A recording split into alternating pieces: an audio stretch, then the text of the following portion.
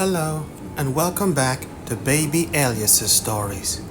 We now return to Bonnie by Iris Johansen. Chapter 3. It wasn't a new vehicle, Catherine noticed as she cautiously approached.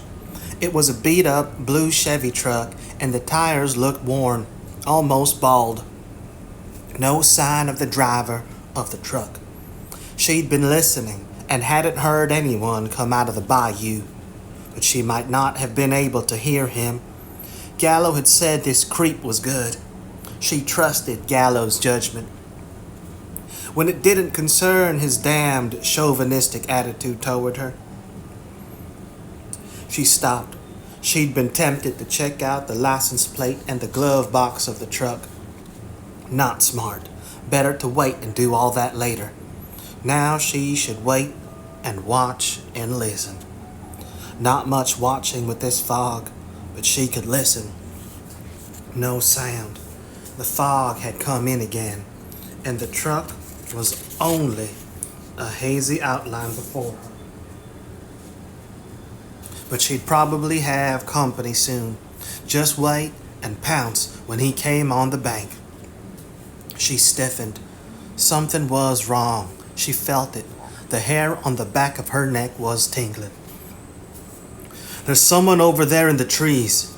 Joe grabbed Eve's arm and pulled her to a halt. His eyes narrowed. I think it's Catherine. He froze. Oh, shit. She could see why he was cursing as she saw the tall man in the wetsuit directly behind Catherine. Nothing could be clearer than that he was on the attack. I can't get a clear shot, Joe said with frustration as he put his gun down. He's right behind her. I'll shoot her, damn it. He moved to the side.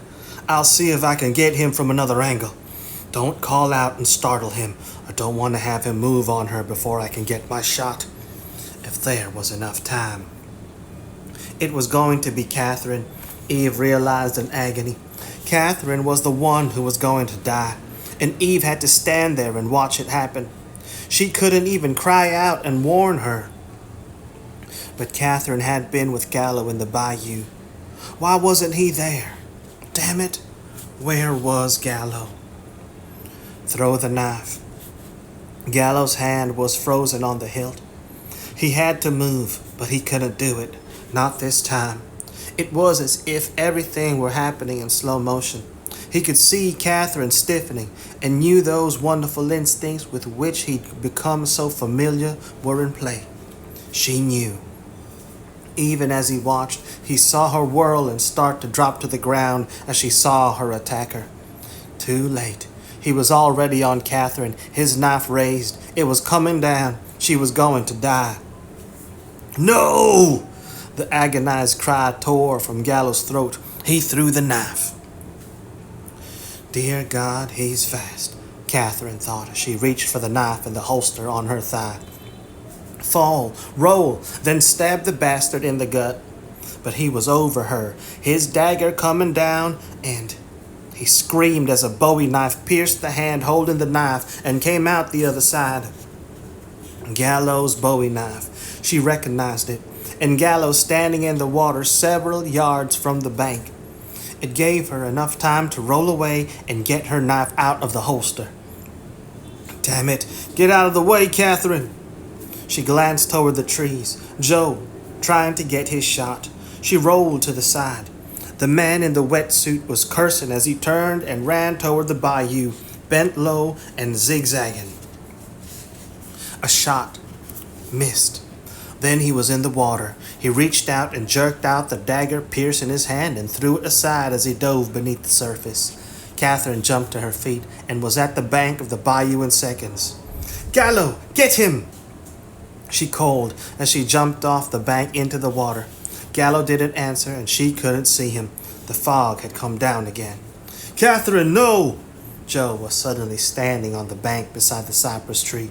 Come back! Don't take a chance! Don't trust him! Of course she wasn't going to trust that murderer. He just tried to kill her. He's okay, Joe. Gallo's somewhere out here too. We'll get the bastard. He's wounded and losing blood. She was starting to swim away from the bank. Gallo! Catherine, listen to me. Joe's voice was harsh, his fists clenched at his sides. It's Gallo I'm talking about. I saw his face. He wasn't going to throw that knife. He wasn't going to save you. Gallo didn't care if you lived or died. Shock went through her. No, you're wrong, Joe. He did save me. Look, I can't talk. She began swimming faster. I'll blow my chance of getting that bastard. You'd better jump in the car and patrol the road. He might try to get out of the water as soon as he can. The blood is going to draw alligators. Catherine! She couldn't see him any longer. She was surrounded by the thick, heavy mist that fell as if it was going to smother her. She suddenly felt very much alone. But she wasn't alone. There was a murderer out there who had been within an instant of killing her. Was he close? He could be only yards away from her, and she wouldn't know it. It would be smart of him to lie in wait and ambush any pursuers. It was probably what she would have done. Her heart was beating hard. She could feel her pulse jumping in her throat. She stopped swimming and listened. She heard something, a displacement of water. Where had it come from? Damn it, where was Gallo? She could have used someone to watch her back. Gallo doesn't care whether you live or die. She heard the sound again, closer. She tensed. Her hand reached down and grabbed her knife. Come and see what's waiting for you, son of a bitch. I've been on my own my whole life. What was I thinking? I don't need any help from Gallo or anyone else. Come and get me. She listened again. She thought she heard the sound of moving water to the north. To hell with staying and waiting for him to come after her. Go on the attack. She started swimming toward the sound. No! Gallo was suddenly beside her. Let him go. Do you want to get killed? He almost had you. Let him go. Screw that. Listen. Do you hear him? I don't hear anything. And she didn't either. He was gone. Or it could have been Gallo that she had heard. He's wounded. He's losing blood. He could be getting weaker, she said. But did you see him tear your knife out of his hand? He acted as if he didn't even feel it. Adrenaline. He'll feel it later. He started swimming toward the north. I'll see if I can zone in on him. You go back to shore and take Quinn and Eve in the car and see if he comes ashore again further up the road. He'd be crazy to stay in the water with the blood attracting gators. That's what I told Joe. He may already be on the road. Or he may not. You don't want Quinn to come into the bayou after him. He may have been a seal, but I'd think you'd be worried about him having a relapse or getting an infection. She was worried because that would be Joe's first instinct. He was going to be frustrated as hell because he hadn't been able to pick off Jacob's killer, who had almost been her killer. She nodded. I agree. He'll probably try to come to shore again. It would be the smartest thing to do since he's wounded. Then go back and stop him. She shot him a glance. You don't want me here. Why? He turned away. I can do it by myself. She stiffened. So can I. Then suit yourself. You'll do what you have to do anyway. He swam off and was lost in the mist. She was alone again. He doesn't care whether you live or die. She hesitated, then started swimming in the same direction that Gallo had vanished. Every few yards she'd stop, listen, and swim again. At the end of 45 minutes, she was discouraged and frustrated. She was hearing nothing but the common sounds of the swamp, birds, insects, and occasionally something more heavy and threatening.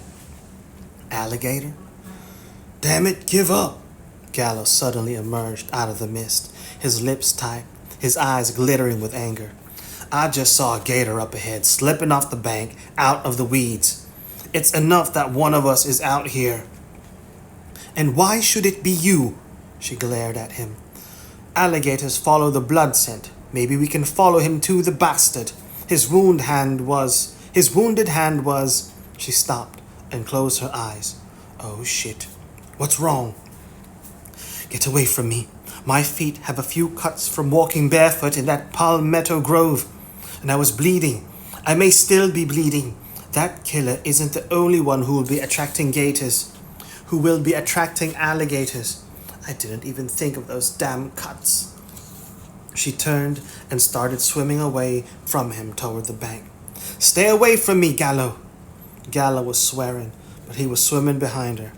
You're an idiot, damn it. Yes, now shut up and go away. The bank should be due west. Go away. I won't be responsible for your being an alligator's lunch. Be quiet and swim. She was already swimming as fast as she could. 5 minutes later, she saw the hazy outline of the bank looming ahead of her. There it is. She looked back at him. Now get away from me and go find him. Be careful. I don't think this damn fog is ever going to lift. She paused and added deliberately, It's a wonder that it cleared enough so that you could make a decent throw.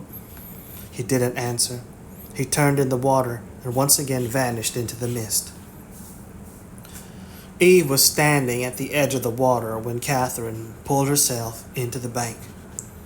You lost him? Gallo's still after him in the bayou. She looked down at the soles of her feet. I had to come back because these torn-up feet are alligator bait. I'll say they are. Eve grimaced as she looked down at the cuts. And I don't have anything to clean them up or bandage them. I can wait until I get back to the house. Where's Joe? On the road, checking to make sure that the killer doesn't get away if he comes out of the water again, she added. Though he wanted to follow you into that bayou this time, he was feeling very frustrated. But at least he didn't do it. I would have let him. He might have ended right back in the hospital. I'd have knocked him on the head if necessary before I let that happen. I told him I'd stay here and tell you what he was doing, and he could be a hero if and when that bastard came ashore. She looked Catherine up and down critically. And your feet aren't the only problem. You might end up in the hospital too unless you get out of those wet clothes. I don't have much choice. This isn't over until we catch him. She was wringing the water out of her hair. I'm fine. You were almost dead, Eve said bluntly. I was scared to death. Joe couldn't get a bead on him without shooting you. He was swearing a blue streak when he missed that shot at him before the bastard dove into the water. He was quick, damn quick.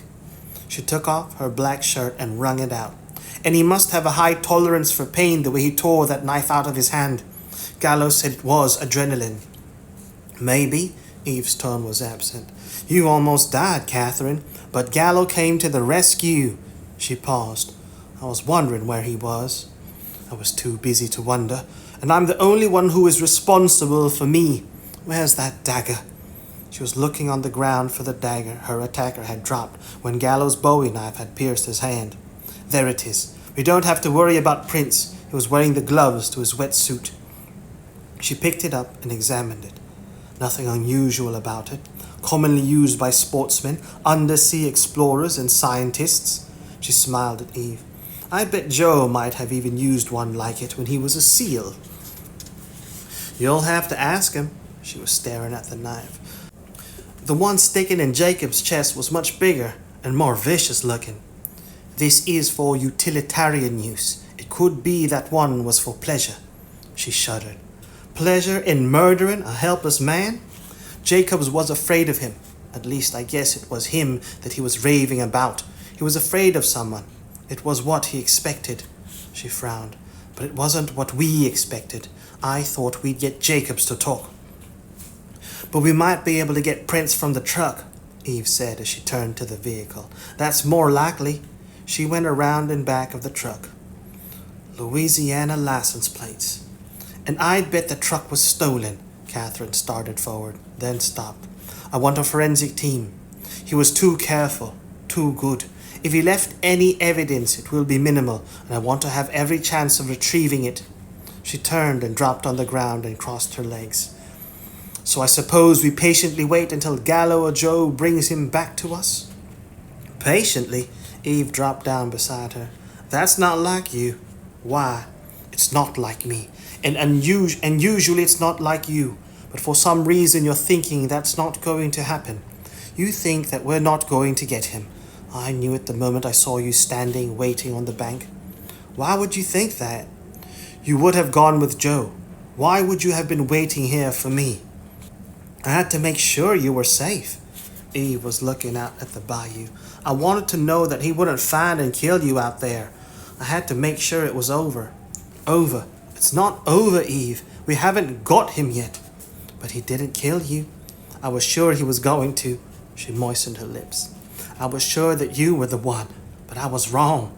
She must have been sad for Jacob's death. She? Then she shook her head. She didn't need this right now. She had been shocked when she had learned that Eve believed she was communicating with her deceased daughter. She couldn't understand how a woman as sharp and reasonable as Eve could be delusional. Bonnie. Eve, I can't handle talking about Bonnie's ghost at the moment. I don't want to insult you by arguing how improbable that is, but I'm too practical not to think that you're fooling yourself. I don't want to argue. You have to think what you have to think. I just answered you. Bonnie knew someone was going to die today, and she was sad about it. She reached out and touched Catherine's arm. I'm glad it wasn't you. And now you think that the threat is over, I suppose. She whispered in your ear? Eve smiled faintly. No. Did she whisper in yours? I think perhaps she did. Catherine frowned. What the hell do you mean? You say I was acting out of character when I didn't go with Joe. But why weren't you chomping at the bit to get back in the water to keep after Jacob's killer? That's very unusual behavior for you. You're utterly relentless when you have a target in mind. You believe I gave up the hunt? Catherine's eyes narrowed on her expression. I'm interested in why you'd think I'd do that. Because you realized that it wasn't the right time, that you weren't going to catch him. She didn't look away from the fog wreathed by you. So why not give in to your concern for Joe and leave Gallo to chase that killer? It's not the right time. You're being too weird, Eve. Maybe, she said thoughtfully. But I've been thinking lately that all of this is like unrolling some kind of ancient scroll. We see a little bit, but not the entire story. And no matter how hard we try, we're not going to be able to finish it until she's ready for it to be finished. Well, you'll have to ask her to forgive me, but I intend to unroll the whole shebang according to my schedule and not hers. She got to her feet and crossed to the edge of the bank. Where the hell is Gallo? But you haven't really been worrying about him since you got back, have you? No, she hadn't, Catherine realized. She had been worried about the gators, not the possibility of his encountering Jacob's killer. He can take care of himself. Eve smiled faintly. And it's over for the time being. Until next time. Bonnie's crystal ball again? Call it what you like. I think it's closer to the concept of faith. And that scroll you spoke about gets unrolled a little bit more? She turned to look at Eve. Well, I've been thinking of a way to jumpstart it. Did you and Joe get a good look at that bastard when he was attacking me? Eve shook her head. He was directly behind you until he actually pounced. He was tall, very thin, and his stride was springy. His face? No, as I said, he was behind you. And when he attacked, he was bent over you. I couldn't see his features. Joe? We can ask him. He had a different angle than I did when he got off the shot. You might have seen his face. I hope he did. I had a full view of his features for just an instant or two. It would be good if I had another witness to corroborate my take on him. Gallo was in the bayou, close enough to throw that knife. He probably had a good chance to see him, Catherine said. You've been trained in police sketching as part of your training, Eve. Can we try to get a recognizable sketch of this guy? She nodded. Since you think that fingerprints aren't very likely, it would be one of our only options. But it had better be soon. Memory fades in an amazingly short time. I've been trained in memory retention for debriefing situations, Catherine said. I'll concentrate and get a picture that will hopefully stay with me. Anything remarkable about him? A tan face, pulled tight by the hood of the wetsuit. Bushy dark brows flecked with gray. Remarkable? There was something unusual, but it was eluding her at the moment. I'll have to think about it. Maybe it will come to me. The fog was growing thicker again, she noticed. Gallo wouldn't be able to see anything. Why didn't he give up? She hadn't been concerned before about Gallo, but now she was beginning to feel uneasy. There was no reason for it. It was probably caused by all of Eve's talk about scrolls and Bonnie and that other stuff that was pure mysticism. But she wished Gallo would come back. He should turn back, Gallo thought, as he paused to listen for the 100th time. He'd been out here for at least 90 minutes. It had been a futile effort. How had he gotten away? He knew the answer. He was sharp and experienced as he'd always been, and never without an emergency escape plan. Give it up and go back to shore. Not yet. He would give it a little longer. Wait, he heard something. A motorboat. He turned in the water and swam in the direction from which he'd heard the sound of the motor. The second line of defense for the escape plan. Get to him before he got away. If he didn't catch him now, the hunt would go on, and it would lead Gallo straight to hell. "Is Catherine okay?" Joe asked when Eve picked up his call. "Yes, she came back to the shore not long after you left, but Gallo is still out in the bayou." "I'm not worried about Gallo. I just wanted to be sure that Catherine hadn't been hurt." "I take it you didn't see him?" "I think we lost him. I've been going up and down this road for hours with no sign of him, but a while ago I heard the sound of a motorboat in one of the inlets. He might have had a boat stashed there." "It's possible," she glanced at the truck, "but it would seem like overkill. If he followed her from the casino, it would take some fast scrambling to set up a backup like that. Or someone very practiced in a maneuver like this. I'm on my way back. I should see you in about 10 minutes. He hung up. She turned to Catherine. "He thinks that we've lost him. Maybe a motorboat in the inlet." "It took Joe long enough to give up searching," Catherine said. "I noticed you didn't discuss your theory about the ever-unfurling scroll with him. You could have saved him some time." Then she made a face. "Sorry, I didn't mean to be sarcastic. I just have problems with the idea of fate dictating our lives. I believe we mold our own lives, our own fate.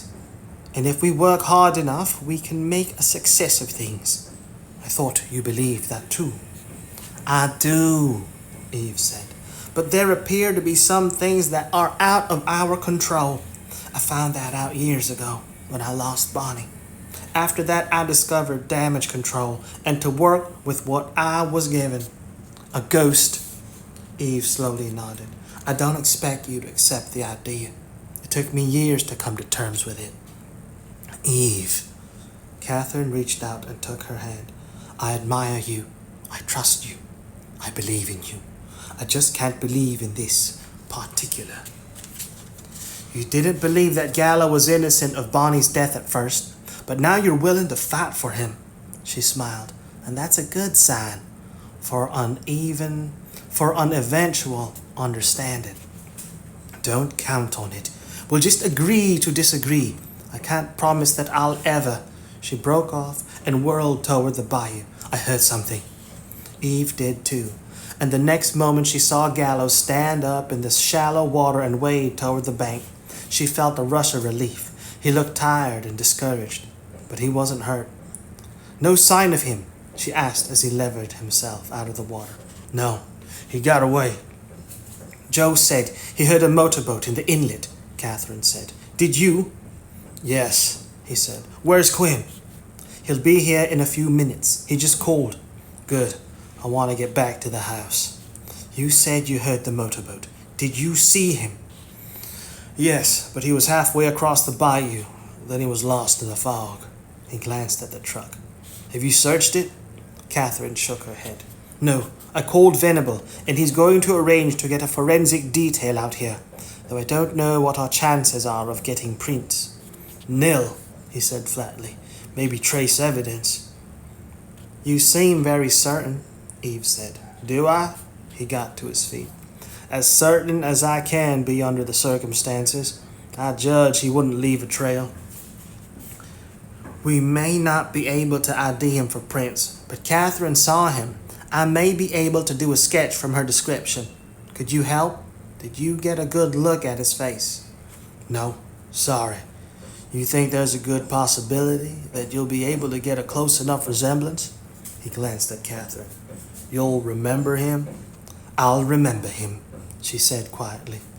He looked away from her face, and his gaze traveled up and down her body. You look almost dry, she shrugged. I took my clothes off and wrung them out. You should do the same. He shook his head. I'll change when I get back to the house. He turned his head toward the road. I think I hear Quinn. Eve nodded as the car came around the bend of the road. That's Joe. She watched Joe park on the side of the road and called to him as he walked down the slope toward the bank. Gallo heard the motorboat too, Joe, but it was moving out of sight when he got to the inlet. That's convenient. Gallo stiffened. Is that supposed to mean something? He saved Catherine's life, Joe, Eve said quietly. I think we can do without antagonism and accusations. Yes, he saved her life. Joe's gaze met Gallo's. But why did he wait until he had to target the hand instead of another part of the body? That was an incredibly difficult throw. If he'd missed, it could have been all over for Catherine. Perhaps he just arrived on the scene, Catherine said. Gallo wouldn't have deliberately chosen to. Gallo was standing in the water watching his approach, Joe said flatly. I saw him while I was moving in the brush to take my shot. He was watching, not moving, not lifting his knife. He acted as if he were frozen. I took him out, Gallo said. Barely, Joe said. A knife between the shoulder blades would have been a hell of a lot more efficient, and would have run the risk of leaving him dead and unable to be questioned. Ask Eve how she would feel about that. You're saying that you deliberately risked Catherine on the altar of leaving that killer alive to tell us what we need to know? Joe shook his head. I don't think so. I think you had another agenda. And that would be? I don't know yet. He paused. Of course, you could have been going to let Catherine be killed, but when you saw me on the bank, you decided you had to make a token effort. No way, Catherine said. You're reaching, Joe. Joe's gaze never left Gallo's face. But you still left that bastard alive and able to escape. Then you stayed in the bayou for hours, supposedly searching for him, but came up empty, even when you were close enough to that inlet to hear the motorboat. A picture seems to be emerging.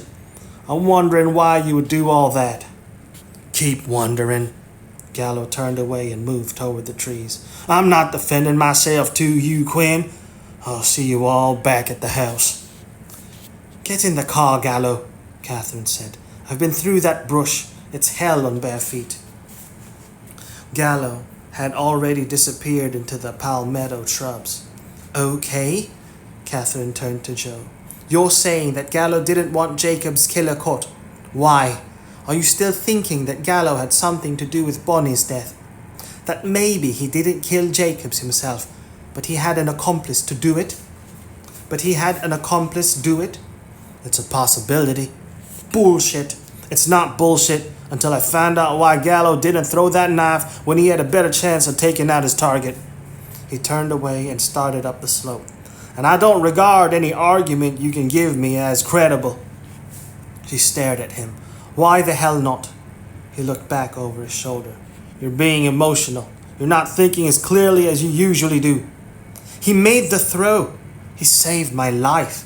I was with him in that house. I know he didn't set Jacobs up to be butchered.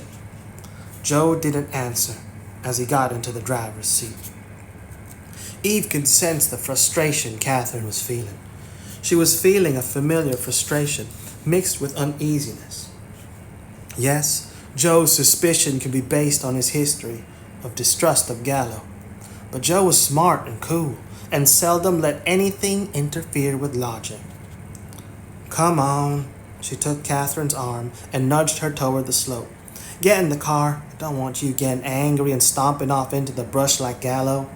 After looking at the soles of your feet while we were sitting on the bank, I'm surprised you can walk. I'm all right. Catherine started up the slope. "But I won't let Joe make me pissed off enough to hike back," she added through set teeth. "I'm not credible. I'm too emotional. Screw him." "He used the wrong words," Eve said. "You bet he did." "But you wouldn't be this upset if you didn't think that there was some truth in what he said." Catherine's gaze flew to her face. "Do you believe Gallo is going to let me die?" "No," she smiled. "But I'm emotional too. I don't think nearly as logical as Joe. As we've already discussed, sometimes gray seems white to me." Her smile faded. "And there may be a good deal of gray in this scenario. Gallo may not be pitch black, but he could be bordering on charcoal." Catherine shook her head. "He saved my life. He wouldn't have let me be murdered." She got into the back seat of the car. "And that's not an emotional judgment." "No," Eve said as she climbed into the passenger seat. "It's more like faith." "How are your feet?" Gallo stood in the doorway of the kitchen, his gaze on Catherine, who was sitting in a chair by the stove, her bare feet soaking in a pan of warm water. "I'm glad you're taking care of them. Salt water?" "Yes." She met his gaze across the room. "I always take care of myself." His lips twisted. "Quinn wouldn't agree with you."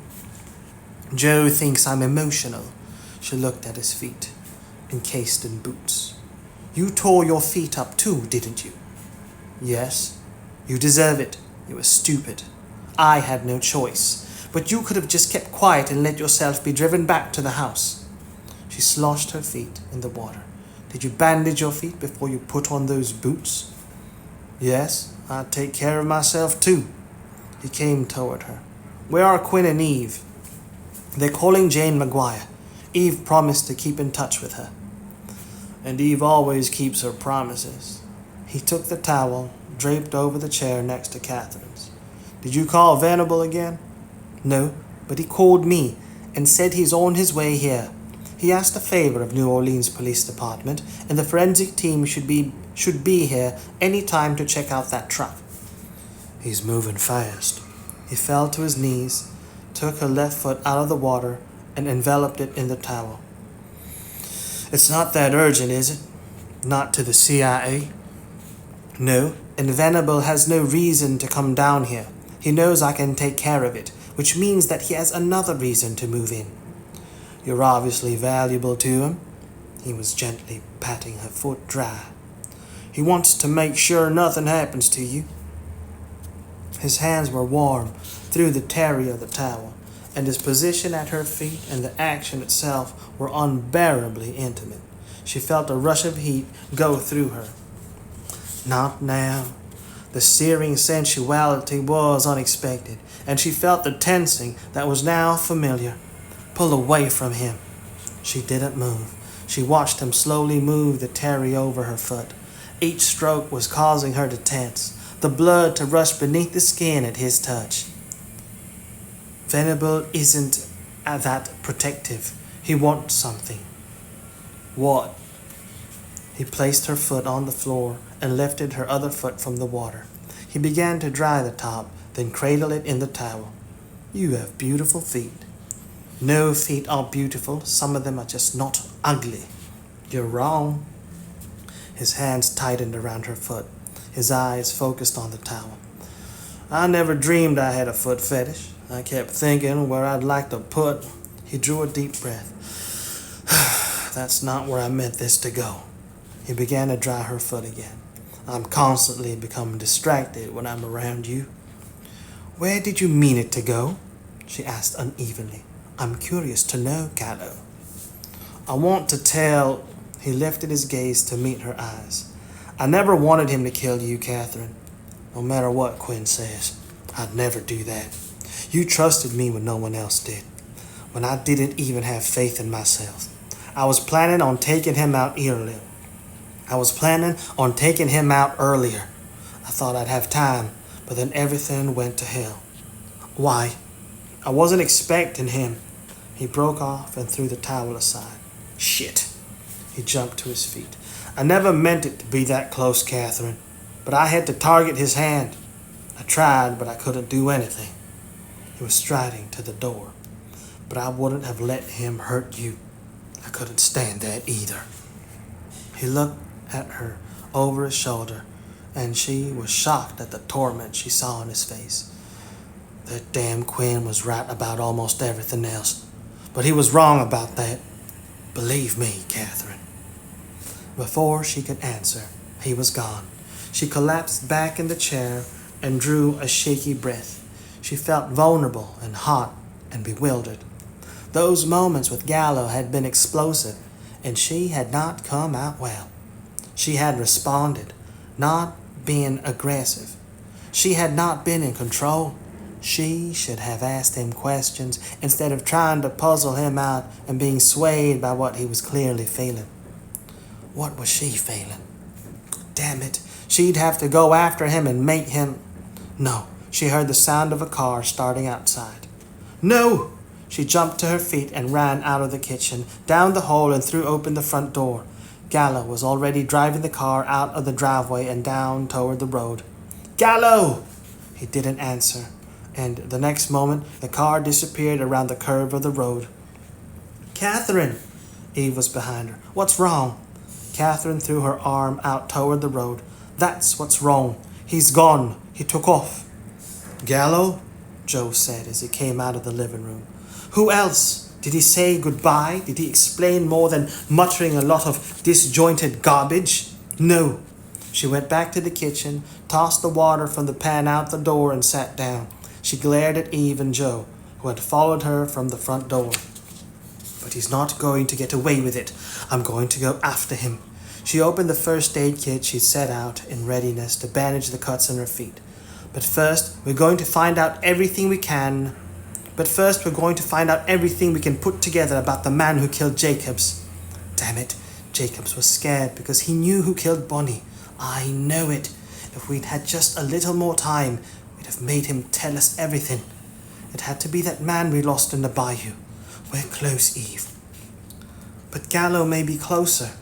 Not for long, damn it, she said through clenched teeth.